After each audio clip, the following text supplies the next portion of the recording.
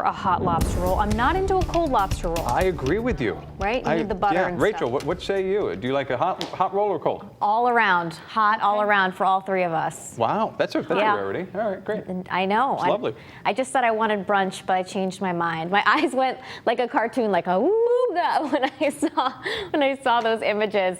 And for Mother's Day, we are looking better. Hopefully we'll see clouds break for a little bit of sunshine, but I think we got to get through some rain first. And how much rain you end up seeing depends on where you live. So it's kind of a tricky forecast. I mean, just north of Connecticut. I mean, even right now, it's not raining in parts of northern Connecticut right around the Massachusetts border.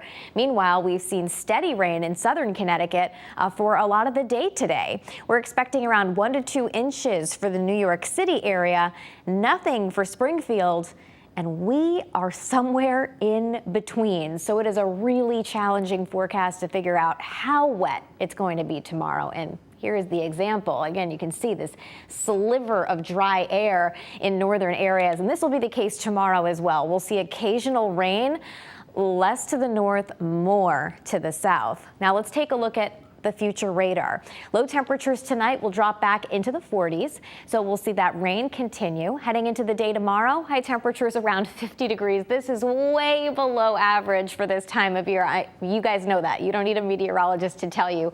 Northeast wind at 10 to 20 miles per hour. And we could see some higher gusts up around 30 or 35 miles per hour, just enough to make it raw.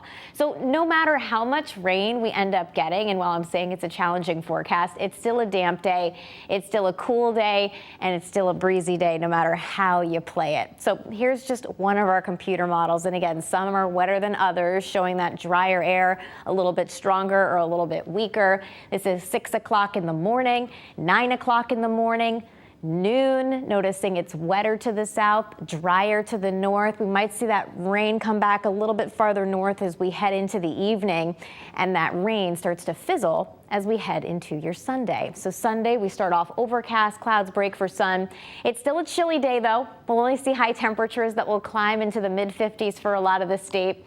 And it'll be windy too, probably just as windy as it is as we head through the day tomorrow. So definitely a breeze and cool, but we'll take that little bit of improvement and run with it. Then as we head into next week, high confidence of warmer than average temperatures. Now, one thing that we'll be watching is an area of low pressure to the south of us. That's got to stay south in order for us to get temperatures like this. Now, for now, our computer models are all on board. You've noticing I've been a little bit tentative saying it's going to warm up, but we're not sure how much.